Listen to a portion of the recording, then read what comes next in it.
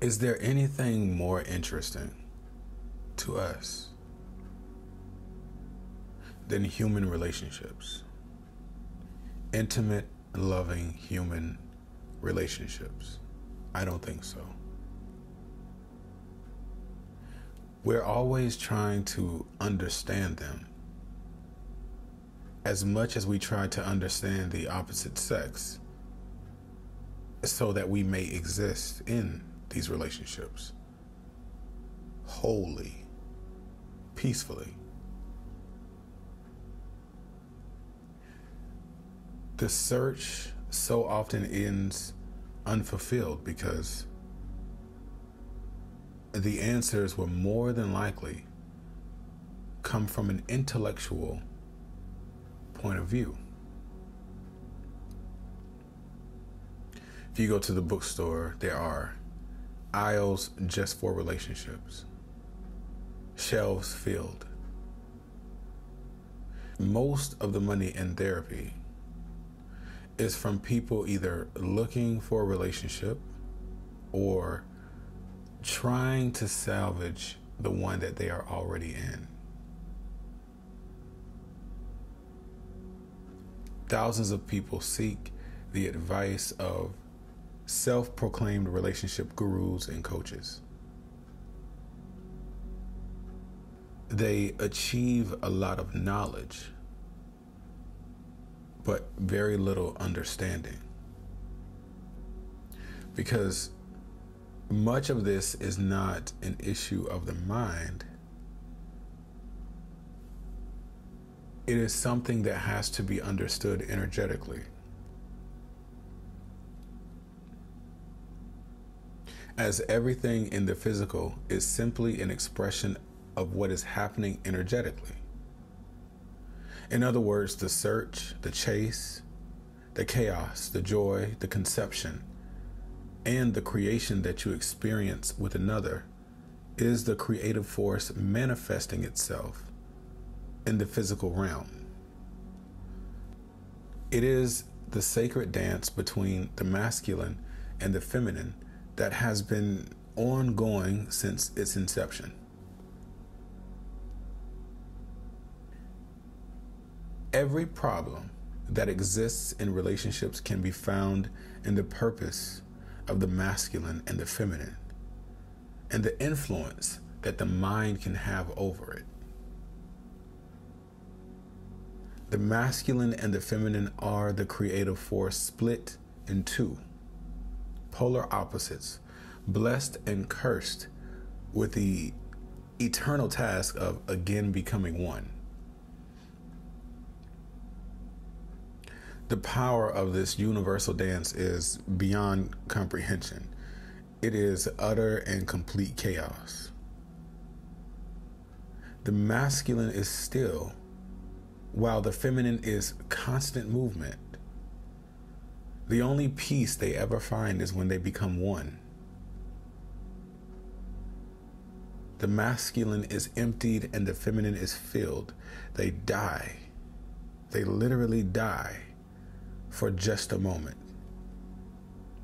And then an explosion of creation occurs and the dance starts again. This is how all creation, big and small, occurs. We can easily identify it in sex, but it occurs in everything and no thing.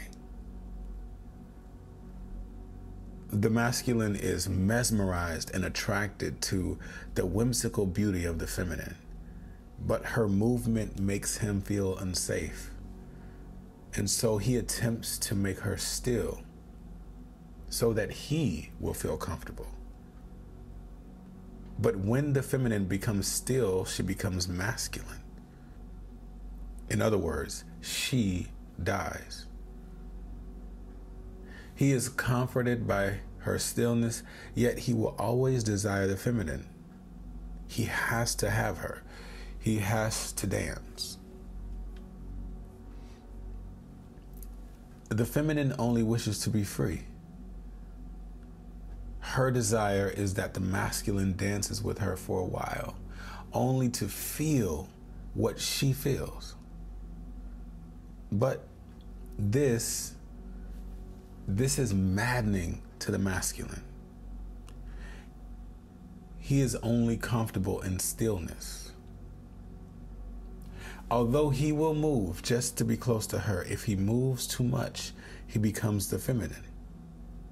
He dies. The feminine will always desire the masculine. So her attention will turn to the next sense of stillness that comes along. She knows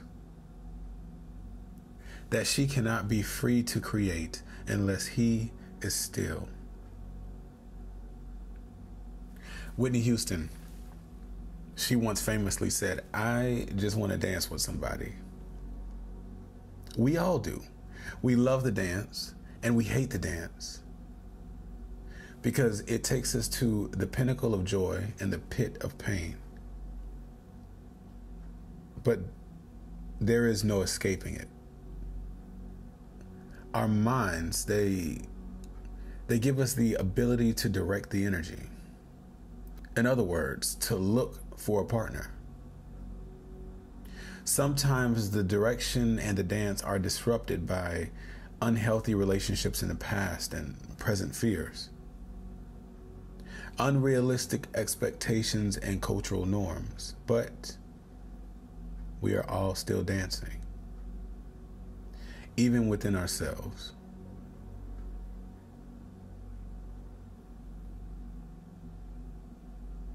We struggle to understand each other because the masculine sees chaos in the feminine, and the feminine sees chaos in the masculine,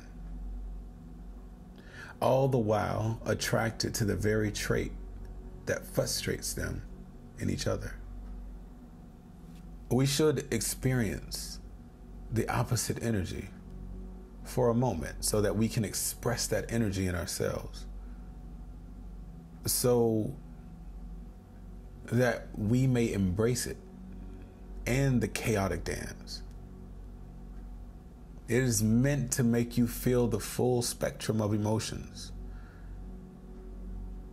Running away from it is hopeless.